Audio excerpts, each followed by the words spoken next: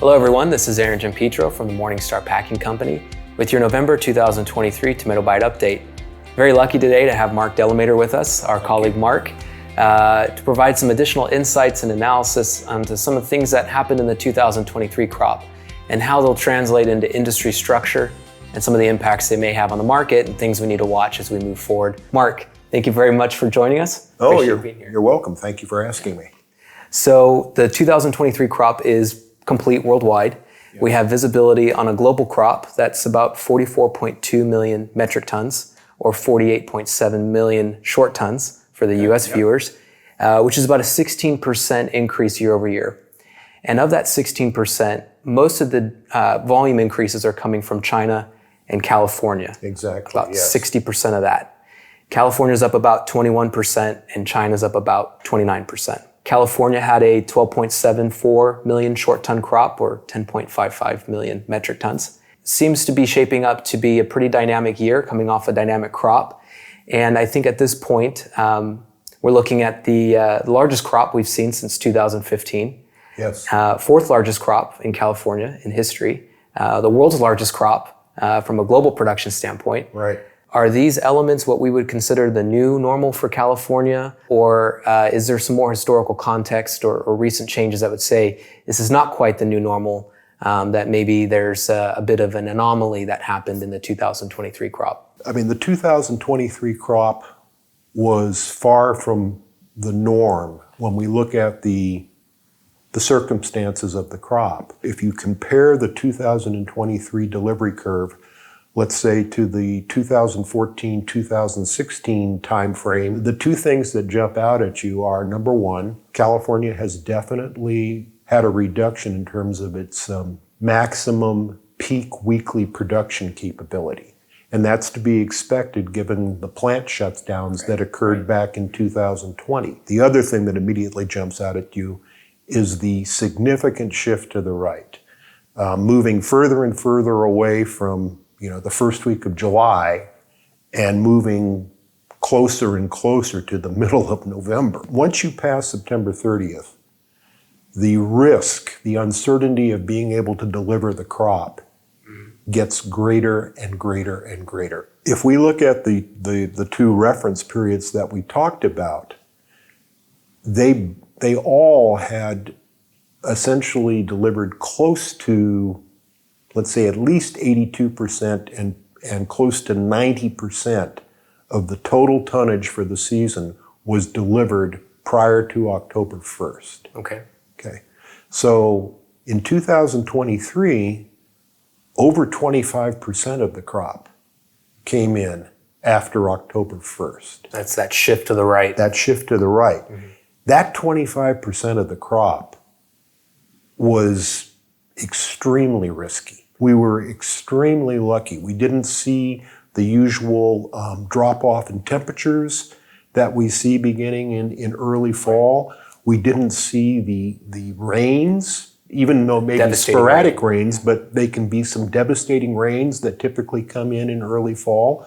We didn't see that. So essentially, the mild, ideal growing conditions that we normally see in the July, August into mid-September timeframe just continued on through late September, October, and even into the first 2 weeks in November. It was just an unbelievable growing season for California. And without that, 25% of the crop could have easily dropped off. Right. Could have been a much different outcome. Which would have been a much, much, much different outcome. Right. So I think everybody's asking, what's going on in California? What's California going to do next? And I think more specifically, if we look at how we got here. So where were we at with carryout inventories in 2023 as we ended that cycle? And then where are we forecasting ending inventories would be going into 2024? Because that'll really help set the table, I think, for where we think California is going to go. I mean, going back, like you mentioned, in the history, I think a good place to look back to is the 2016 crop year, because that was also virtually right at 12.7 million short tons. So very, very comparable to what's just happened in 2023.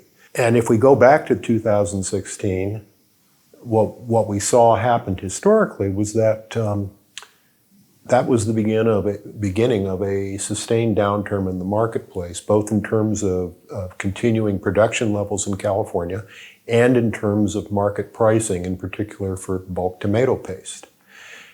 And so an obvious question might be, well, then 2023 looks awful lot like 2016. Right. Is this what we should be expecting as we move into 2024 and beyond? And I mean, I think the answer to that is definitely no. If we go back and we look at 2016, the inventory levels going into 2016 were already at record highs, thanks to the two very, very large crops that happened in 2014 and 2015. So in both of those years, 2014, 2015, California production significantly exceeded movement of product within the U.S. So inventories were already building up. And then 2016 was another year, a third consecutive year, where production exceeded movement. So 2016 went out of the 2016 crop year with about 7 months of inventory on hand. Pretty substantial. Pretty substantial. Mm-hmm. That means we wouldn't have had to start processing tomatoes until sometime in January, assuming we could do that. Right, exactly. So now let's fast forward to 2023. In terms of inventory positions, virtually the opposite situation. Going out of 2022 into the 2023 crop year, we were at a record low level of inventory, approximately just 1 month of stocks on hand. And if you think about that, that's starting July 1st. Given the relatively late season that we had, or the late start to the season that we had, 1 month of inventory starting July 1st is basically running on fumes. Right. So we were at an extremely low inventory level. So we hit our 12.7 million tons, similar to 2016. 12.7 million tons will be greater than what we expect total movement to be. But if we look at what we expect movement to be versus that 12.7 million tons, it should only add about 1.5 months to stock on hand. So right now, our best estimate is that we'll be going out of the 2023 crop year into 2024 with maybe about 2.5 months of stock on hand. Right. And when we look back historically, that's a very average type of stock on hand position. Pretty healthy. It's a pretty healthy balance. It gets you past August and into early September in terms of coverage for your customers. And really, we wouldn't want to be much lower than that. So certainly nothing close to being excessive in terms of the inventory positions. No kind of strong signal for a market downturn, and a very, very, very different position than things were back in 2016. In the context of California's performance now, I think we can kind of zoom out and look a little bit more at the worldwide production. And there was an increase in worldwide production, even though California and China comprised a large amount of it. Right. The rest of the world did perform pretty good too. At 44 million metric tons of production, you're looking at about a 10% increase, or a 10% overage relative to what movement is or global consumption is. Again, very similar to California, that should add somewhere around 1.5 or so months of stock on hand. And so again, very, very similar to California. Our estimate is that globally, global processors should also be looking at somewhere around 2.5 months of stock on hand. Correct. Going into the 2024 year. So while a significant increase in inventory relative to where things were at the beginning of the 2023 year, when we look back at 2015, 2016, 2017, significantly lower inventory positions than were in existence at that time. So the inventory position doesn't seem excessive. It doesn't seem like it should be signaling any kind of strong market downturn or any panic selling on the part of processors. It should be a welcome signal to customers that the supply chain has added back some buffer stock. Right.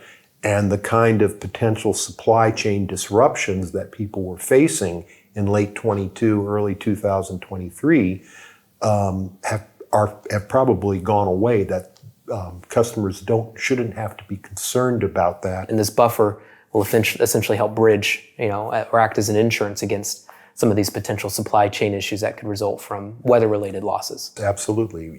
For our customers, I think the name of their game is their consumer not losing shelf space, making sure their product is available to their consumer whenever their consumer wants it. And so as primary processors, we need to make sure we've got the ingredient inventory that can be there when our customers need it. Well, at least in the short term, part of this reliability for California is certainly enhanced by having good reservoir position at this point. Reservoirs are about 70% full as of today, which is about 120% of average. So we're looking relatively good on water, right? At least for this coming year. Who knows what the next 2-3 years looks like, but some of those elements of reliability are certainly there and will help contribute to providing some stability into 2024 as well. I think it looks pretty promising. Right. Well, definitely appreciate all your insights, Mark. They're really well timed, really thoughtful, and certainly help us understand quite a bit more of what's happening in the market or in the world around us. Encourage everybody to keep a look at our website for latest market pricing and any new information that may pop up, and reach out if you have any questions or anything you'd like to discuss more in person. Thank you.